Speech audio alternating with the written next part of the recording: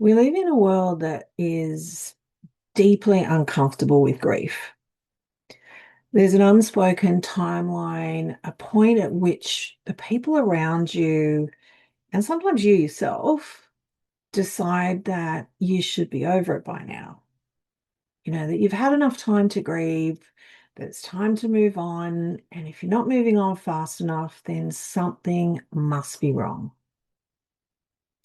And if you've ever tried to speed up your grief, to think your way through it, to stay busy enough that it just couldn't catch you, to decide that you were done with it before it was done with you, you'll know that it just doesn't work. It just goes underground. And underground grief has a way of surfacing at the most inconvenient moments. Because grief is not a problem to be solved. It's not a phase that we have to get through.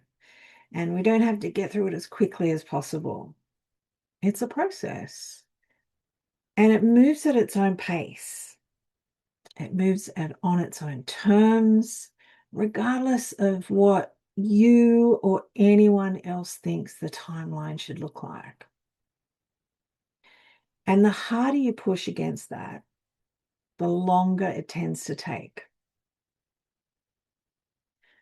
So stay with me till the end because I've got a simple 3-step naming exercise that will help you identify where you're at in your grief right now.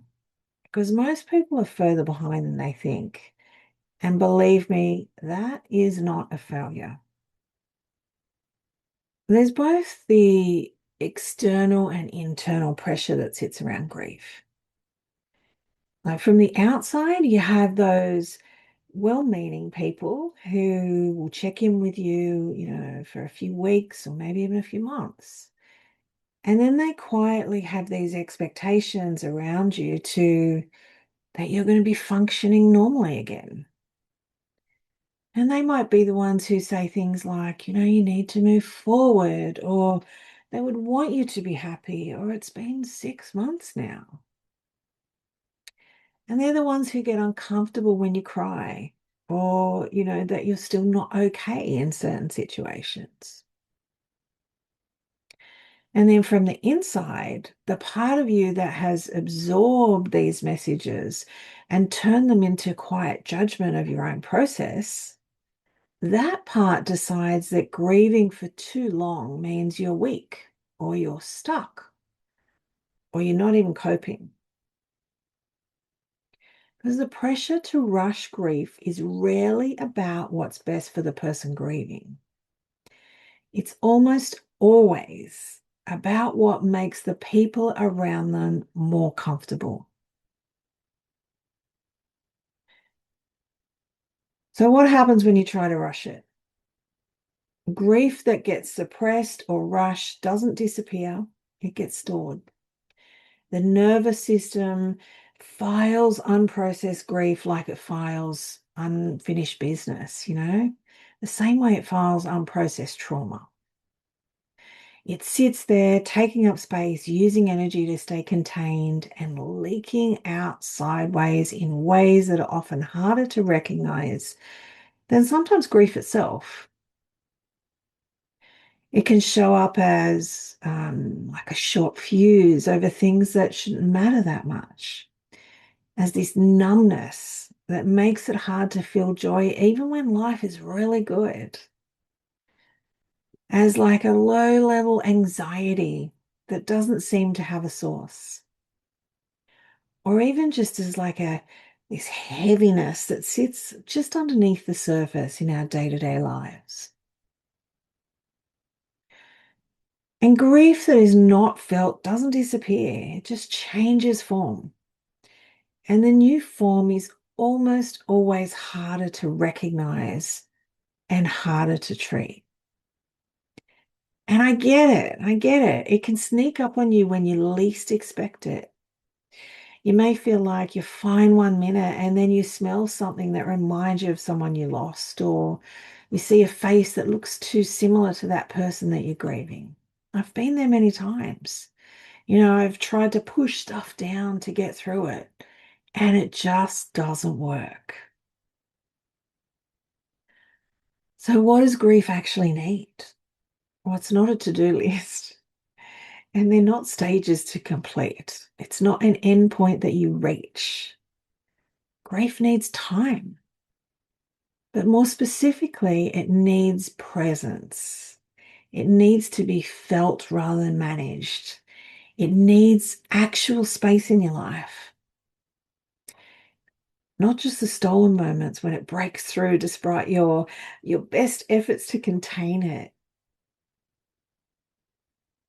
The other thing is, it also needs witnesses, not fixers, not people with advice about timelines or silver linings, you know, people who can sit with you in it without needing to resolve it so that they feel better.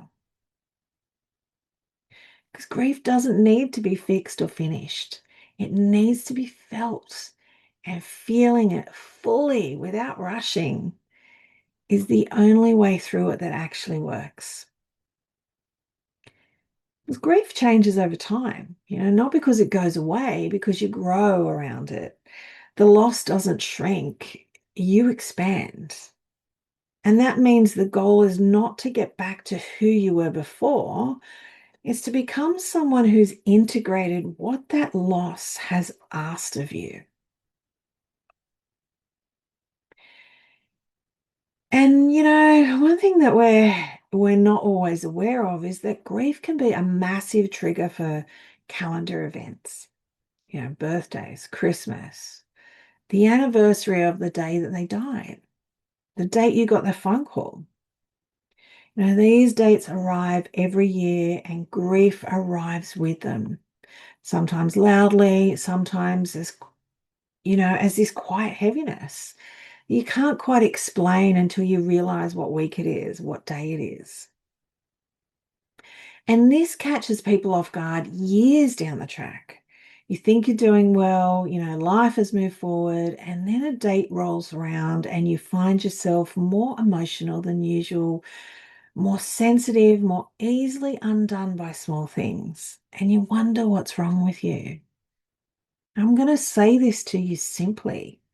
Nothing is wrong with you.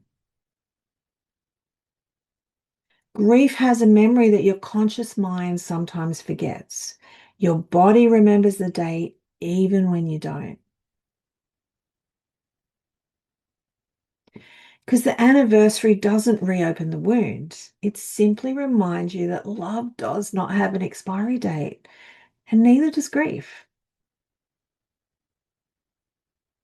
And, I've had family members tell me that I should move on, forget the date, just get on with it. And I've thought about those comments over the years because that's exactly what most people do to people who are grieving. They give them a window, and then when they're still in it past that window that they think grief should be completed by, they get uncomfortable. And then they try and make it about us. But your grief isn't about anyone else. And no two people grieve the same.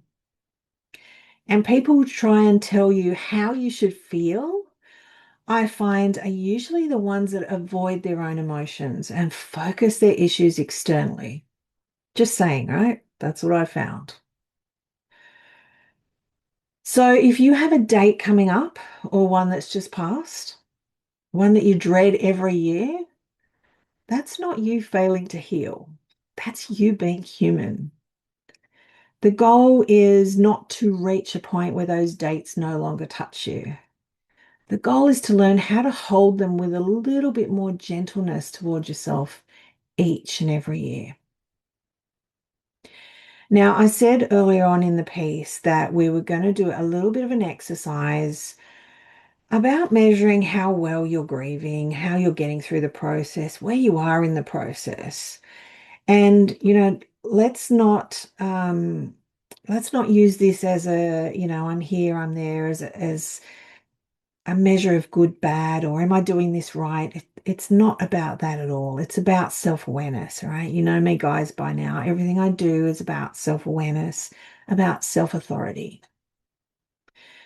So if you're up for it, if you're not, that's okay, like with all the exercises we do in the videos. But if you're up for it, take a minute when you've got a bit of time, and we're going to run through these 3 steps. It's very simple. And before you do, I'm going to ask you to think of a loss that you're carrying, whether it's recent or not so recent, doesn't matter. Just think of that loss. And let's go through the steps. So, step 1, I want you to identify what you're actually grieving. Okay, not just the surface loss. Go underneath it. If it's a person, what specifically are you grieving? Is it them? Is it the future that you had imagined with them? Is it the version of yourself that existed when they were alive? Try and name it specifically as you can. And pause the video here if you need more time, guys. Step 2, ask yourself honestly, have I actually felt this? Not thought about it, not talked about it analytically, actually sat with it in your body and let it move through you. For most people, the honest answer is partially, not fully, and not from a place that you allow yourself to be in that without resistance. Because there's a difference between knowing you are grieving and actually grieving. One happens in your head and the other happens in your body. And, as one of the greats said, your body keeps the score. Pause again if you need to.